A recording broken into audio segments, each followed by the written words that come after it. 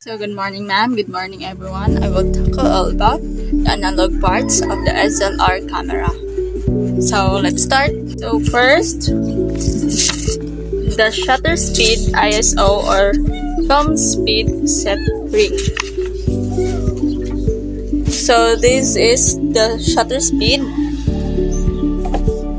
here.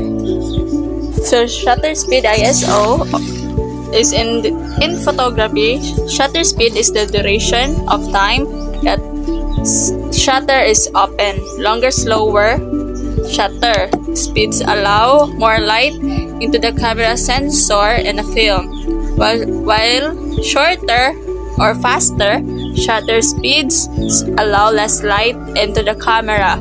Also, in general shorter shutter speeds freeze motion, while longer shutter speeds allow for motion blur.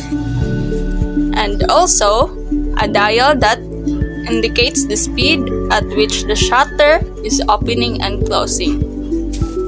And that's all for the shutter speed. So next, shutter release button. So this is the shutter release button. Muna siya. Kini nga part. Ini siya mo na ang shutter release button. Shutter release button mo na siya ang the button you press that opens the shutter and takes the photograph. And also the shutter button is the button that is pushed to take a photograph. It is variously also known as the release or release button. So the shutter and some other terms. Ano siya ang part nga mag-take ka og picture, man siya mo release ini-click nimo sa camera. So the third one is the film advance lever. So mo ni siya kining na diri nga part. Kini siya dire mo na siya ang film advance lever. So ang film advance lever is use ni siya to rotate the film inside the camera. So in order to take a new picture, mo ni siya ang gamito naron makatake tag usab og picture. So the fourth one is the frame counter. Mo na siya ang frame counter. Mo ni siya kini diri mo ni siya ang frame counter. Ano siya? So it shows the number of frames that have moved through the camera or number of exposures taken. Mo na siya ang pilay number sa exposure nga mo na take. Number 5 is the neck strap eyelet. Ano siya ang neck strap eyelet? Kini the small one here. Mana siya. Then this is what we call ang function ani niya sa camera is a small hole used as an attachment point for a strap or string. Diri siya i-attach or a camera accessory which allows the camera to be carried securely. Na dili ma-secure ang camera. Diri na to ibutang sa neck strap eyelet. So number 6 is the hand grip.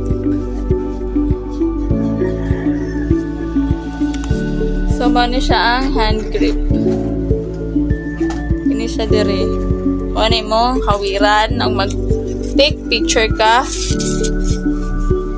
And this is the function of the hand grip allows the photographer to grip the camera and giving a secure hold to record the photograph. Muna siya ang function sa hand grip. So, number 7 is a self-timer lever. Muna siya diri nga part. Ang self-timer lever. Muna siya diri nga part. Muna siya. So, ang function ani is device in a camera that gives a delay between pressing the shutter release and the shutter spring. So, mo na siya ang self-timer lever. So, a shutter delay that when activated stops the shutter from firing and taking the picture when the shutter button or release is pressed for a designated amount of time. Mo na siya ang self-timer lever. So, number 8 is the lens release button. Mo na siya diri nga part. Kini siya. So ang function niya is to unlock the lens mount and touch the lens by rotating it. Mo ni siya aron ma-unlock ang lens mount. Ano siya ang function sa lens release button. So, number 9 is the hot show contact or accessory show. So, this is it. Nasa diri nga part mo na siya, kining small one diri. Ano siya ang hot show contact. So, a hot show is a mounting point on the top of a camera to attach the flash, the top, a unit, and other compatible accessories. Pwede siya kuandiri sa hot show contact. So, it takes form of an angled metal bracket surrounding a metal contact point which sorts an electrical connection between camera and accessory for standard brand independent flash synchronization. Ano siya ang function sa hot show contact or accessory show. So, number 10, the film rewind crank. Ano siya diri? Kini mo na siya ang film rewind crank. Kini siya. So, ang function ani is first, once a roll of film is complete, this allows a photographer to rewind the film back into the film cassette. Una siya ang function sa film rewind crank. One is the frame counter. So, ang function sa frame counter, an indicator, indicator niya siya in roll film cameras that show that number of frames that have moved through the camera. Ano siya ang function sa frame counter. So, the number 11 is film rewind knob. So, the function of this film rewind knob is a part of or knob on the camera that gives a delay between pressing the shutter and the shutter activation. Ano siya ang function sa film rewind knob. Number 13, number 12, film speed window. Ano siya ang film speed window? Diri nga part mo na siya. Kini diri. Amo na siya. Kini. Mo na siya ang film speed window. So, ang film speed window, ang function niya is each film speed is best suited for a different type of photography. The lower speed the longer an exposure to light is necessary to produce image density. If the film speed is higher, it requires less exposure but generally has reduced quality in the form of grain and noise. Mao po na siya ang measure of a photographic film sensitivity to light. Number 13 is the aperture ring. Ano siya diri makita ang aperture ring. Ini siya nga part. Ano siya ang aperture ring. Dira ta mag-adjust sa aperture ring. So also ang aperture ring is ano siya ang size of the opening. Ano siya ang size sa buho sa pag-open sa lens. Ang kanang katong gamay nga murag ato siya ang lens nga kung unsa ang size sa lens or size sa buho, mo na siya ang aperture ring. Mo po ni siya ang nag-control sa amount of light nga mo enter sa ato ang camera. So, number 14 is the distance scale. So, ang function sa distance scale is mo ni siya ang mingon na to nga tells you what distance point the lens to focus on. Mo ni siya ang distance scale. Number 15 is the focusing ring. The function is siya ang mag-adjust the focus in the image that you see by turning it left or right. So, focusing ring moves lens back and forth to create a sharp image of the subject. Ano siya ang focusing ring. So, number 16 is the deep of field preview lever. Ano siya? Dari nga part dito, dari makita ang deep of field preview lever. So, ang deep of field scale, ano siya ang tells you the deep or amount of space that will be in focus, or how much the image is in focus. Ano siyang ginatawag na depth of field scale. 17 is the multiple exposure lever. Ano siya diri nga part. Kini siya. Kini small one diri. Ano siya multiple exposure lever. So, ang function ani is ano siya mo taking multiple exposures precisely on the same frame. Ano siya ang multiple exposure lever. So, multiple exposures are two or more exposure for one or more subject on the same frame. Ano siya ang multiple exposure lever. Number 18 is this is what we call exposure measurement button.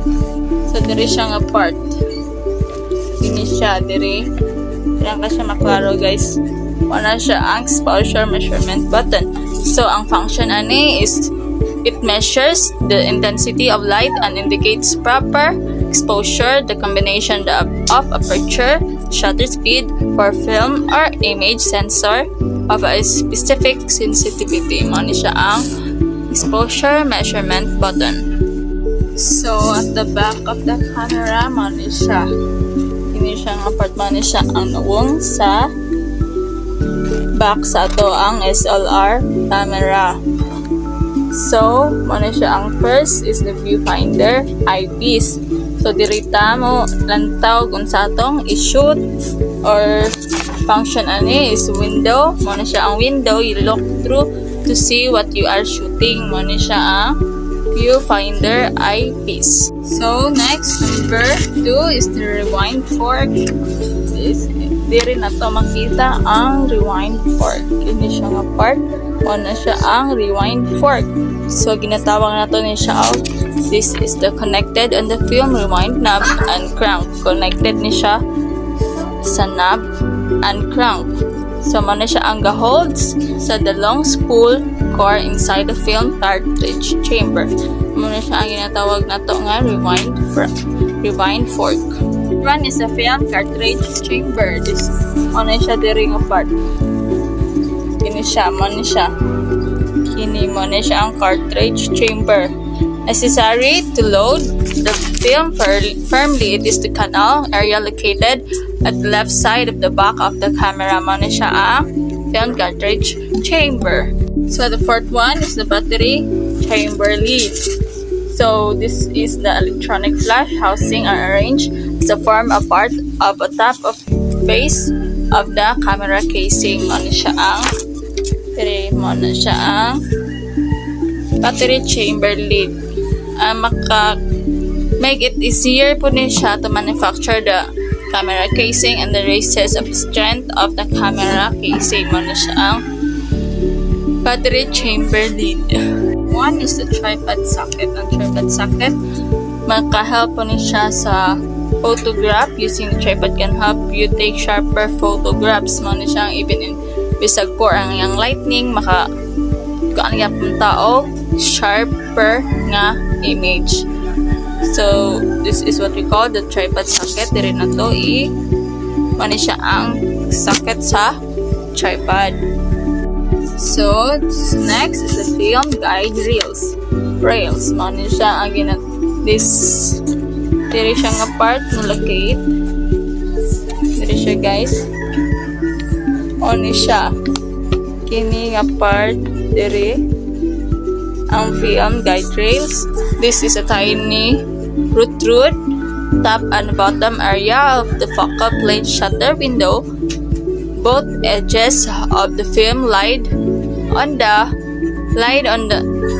it, thus its size is accurate with the width of film. Ano siya ang film guide rails.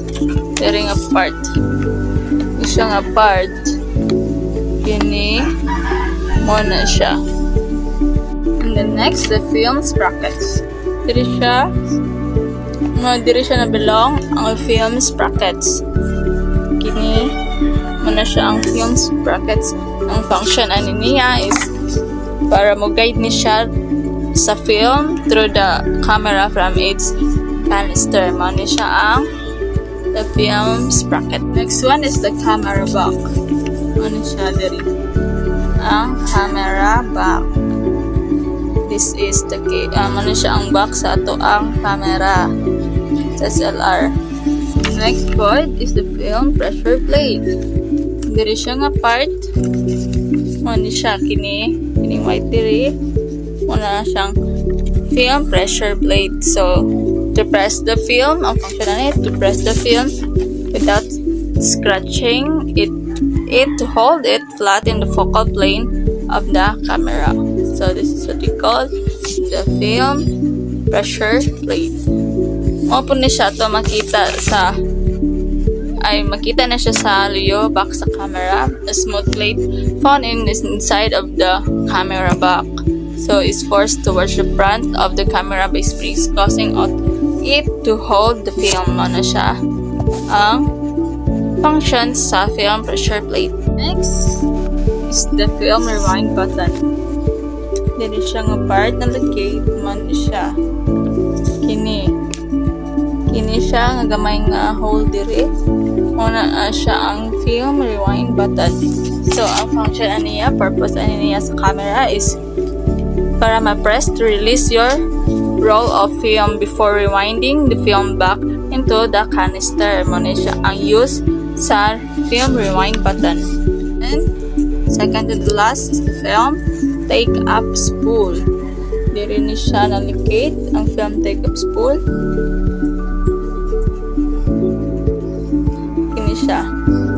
Kini nga part.